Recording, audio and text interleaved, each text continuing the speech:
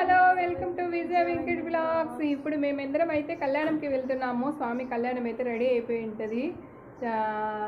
గుడికాడికి అయితే వెళ్తున్నాం అనమాట. మా ఇంటి దగ్గరే గుడి అనమాట. Hi hi.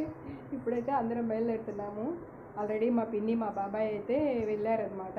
ఇప్పుడు మేము వెళ్తున్నాము. ఓకే, మా గుడి చూపిస్తాను రండి. మా ఇంటి బయట ఉంది గుడి. Side side side side side side side మా ఇంటి బయటే, మా ఇంటి దగ్గరలోనే గుడి. చూడండి చూడండి చూడండి చూడండి, మా ఇంటి దగ్గరలోనే గుడి.